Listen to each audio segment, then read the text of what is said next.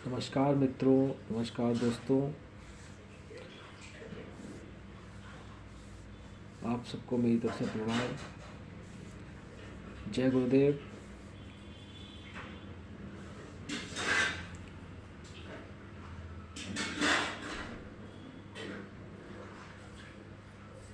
आज का जो वीडियो है वो वर्ण व्यवस्था के ऊपर है।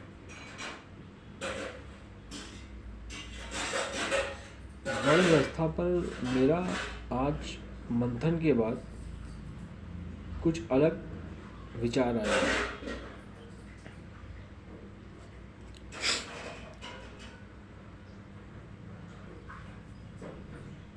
वर्ण व्यवस्था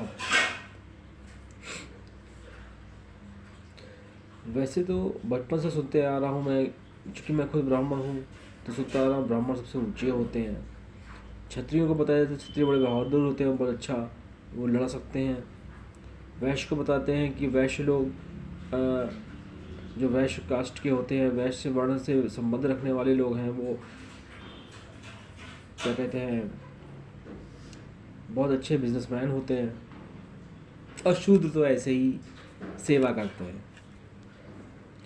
लेकिन इस पर मेरी राय ये है कि ये बात गलत है। ये बात गलत है। ये वो बातें हैं जो बचपन से हम लोग अपने माँ बाप से, अपने बाबा से, अपने समाज से सुनते आ रहे हैं कि फलानी जात का आदमी बड़ा होता है, फलानी वर्ण व्यवस्था का आदमी छोटा होता है। ये सब कहने की बातें। मेरी इस पर अलग राय है। तो मेरी राय ये है, आज जिस पर मैंने वीडियो बनाने के लिए सोचा है वो यही है कि वर्ण व्यवस्था एक्चुअल में ये बताती है कि बायोलॉजिकली पर्सनैलिटीज़ कितने प्रकार की होती हैं। मतलब वर्ण व्यवस्था ये बताती है कि मनुष्य का ब्रेन, उसका व्यक्तित्व और उसका जो उसके लिए जो कमाई का ज़रिया होगा वो वर्ण के हिसाब से होगा। यानी कि 4 तरह की वर्ण व्यवस्था होती है, यानी कि 4 पर्सनैलिटीज़ के लोग ही दुनिया में पाए जाते हैं। दुनिया में कोई भी इंसान होगा, या तो वो ब्राह्मण होगा, या तो वो वैश्य होगा, या वो क्षत्रिय होगा, या वो शूद्र होगा।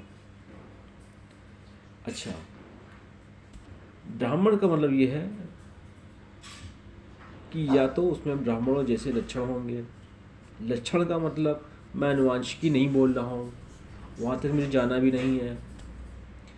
लक्षण मतलब आपका ब्रेन आपसे क्या करवाएगा ये बचपन में तय हो जाता है। यदि कोई इंसान ब्राह्मण कुल में पैदा हुआ है और कुछ ऐसा हुआ उसके साथ कि उसके अंदर धीरे धीरे धीरे धीरे करके ब्राह्मण के गुण आ गए। गुण से मेरा मतलब, फिर से मैं बोल रहा हूँ, मैं अनुवांशिकी से मेरा कोई लेना देना नहीं है यहाँ पर। गुण का मतलब है उसके हालात क्या होंगे कि वो ब्राह्मण बनेगा, कि वो क्षत्रिय बनेगा, कि वैश्य बनेगा, कि शूद्र बनेगा।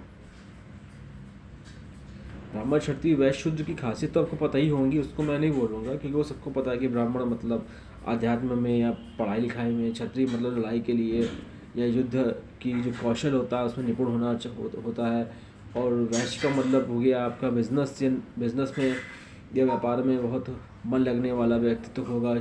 और हाँ, सेवा करने वाले को शूद्र कहा गया है। यानी कि किसी को अगर एनजीओ में बहुत मन लगता है बचपन से कि मैं तो एनजीओ ही खोलूँगी, मैं तो एनजीओ ही खोलूँगा, किसी बच्चे ने सोच रखा है कि मैं डीएसडब्ल्यू करूँगा बड़े होके, तो इसके लिए कहा जा सकता है कि वो शूद्र है। लेकिन वो शूद्र को मतलब यहाँ पे ये नहीं है कि वो जमादार या जमादार होगा, जमादार या जमादार होगा, इसका मतलब ये नहीं है। इसका मतलब ये है कि उसने जो पढ़ाई को छोड़ने या पढ़ाई को पूरा करके छोड़ने के बाद तक का जो सफ़र ज़िंदगी का तय किया, उसके बाद यानी 25 साल की उम्र पूरी की, उसमें आज वो कहाँ खड़ा है, आज वो ब्राह्मण है कि वैश्य है कि क्षत्रिय है कि शूद्र है। इसका ना तो कुंडली से कोई मतलब है, क्योंकि कुंडली होती तो सब लोग अगर कुंडली देख लेते कि भाई मेरे मेरे कुंडली में तो लिखा हुआ है कि मैं बड़ा के बिजनेस अच्छा करूँगा, लेकिन कितने लोग हैं जो मानते हैं इसको।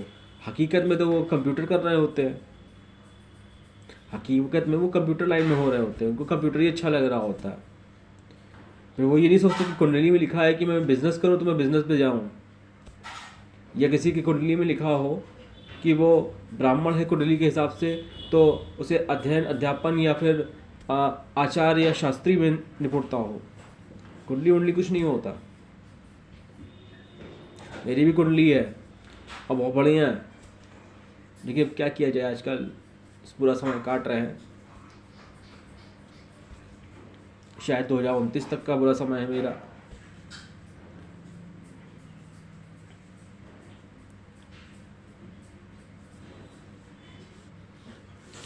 काम दाम छोड़ करके यूट्यूब पर उनके बंद करके मैं घूम रहा हूँ आजकल। और यूट्यूबर भी मैंने इसलिए ज्वाइन किया ताकि मैं अपनी बात रख सकूं, क्योंकि मेरा कोई दोस्त नहीं है। और ना ही मैं दोस्ती में यकीन रखता हूँ, क्योंकि आजकल दोस्ती की परिभाषा बदल गई है।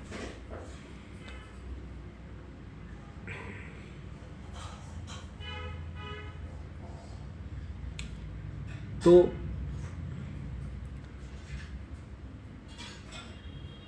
आज का मेरा जो मन में आया हुआ जो बात है वो यही है कि वर्ण व्यवस्था थोपी नहीं जा सकती। ये अपने आप से पैदा होने वाली मन में एक स्थिति है, एक दिमाग की एक स्टेज है जिसमें इंसान ब्राह्मण क्षत्रिय वैश्य शूद्र होता है। ना कि उसको कुंडली से कोई मतलब है या फिर वो है जो आपने दुनिया से सुना, क्योंकि मैं आपसे वो बता रहा हूँ जो मैंने खुद इन्वेंट किया है, ना कि मैंने जो दुनिया से सुना, क्योंकि वो आसान होता है, इन्वेंट करना मुश्किल होता है। तो मैं इन्वेंट किया हुआ बता रहा हूँ आपको।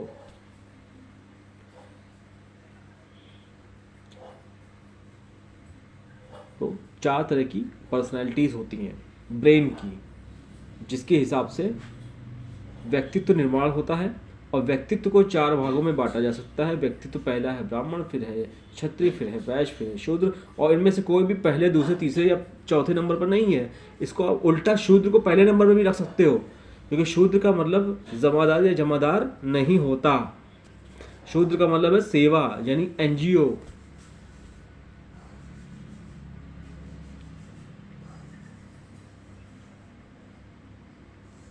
आजकल मज़ा कुछ कम आ रहा है क्योंकि कमेंट्स बहुत कम आ रहे हैं।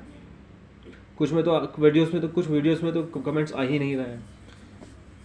प्लीज़ कुछ अपने मन का लिखिए, जिससे मेरे मस्तिष्क के अंदर की जो तंतु हैं उनमें डाटा हो रहा है और मैं उसे आप लोगों के सामने बयां कर पाऊँ, आप लोगों से शेयर कर पाऊँ, क्योंकि मेरा दिमाग बहुत बढ़िया है, बिल्कुल आइंस्टाइन के तरीके।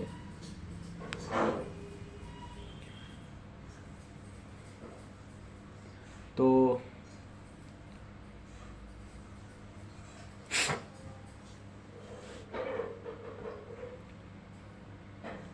बस आज इतना ही।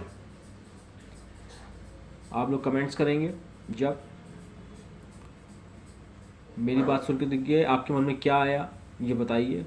चिंता मत करिए, आप गाली भी लिख के भेज सकते हैं, क्योंकि मैं केस वेस नहीं करूँगा, लेकिन कुछ लिख के भेजिए जिससे मुझे पता हो कि मैं, पहली बात तो अगर मैं ऐसे ही वीडियो बनाता गया बिना कमेंट्स के तो प्रॉब्लम ये हो जाएगी कि मैं अपने मन के तंतुओं को, अपने मन के घोड़े को बांध नहीं पाऊंगा और साइड में कुछ गलत वीडियो बना दूँ।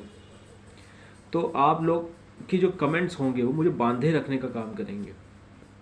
इसलिए जो लोग लाइक कर रहे हैं, जो लोग व्यू कर रहे हैं, वो लाइक ना करें भले ही, लेकिन कमेंट्स कर दें। व्यू और कमेंट्स ये 2 चीज़ ज़रूर कर दें। हालांकि लाइक कर देंगे तो मुझे अच्छा लगेगा। लाइक करने से तो कुछ होता नहीं है, सब्सक्राइब करने से होता है। सब्सक्राइबर बढ़ने चाहिए यूट्यूबर्स के लिए, तो आप सब्सक्राइब कर सकते हैं। लाइक इच्छा हो तो करिए, कमेंट ज़रूर कर दीजिए ताकि मुझे पता लगे कि क्या मैं सही रास्ते पे हूँ। बस आज इतना ही। प्रणाम।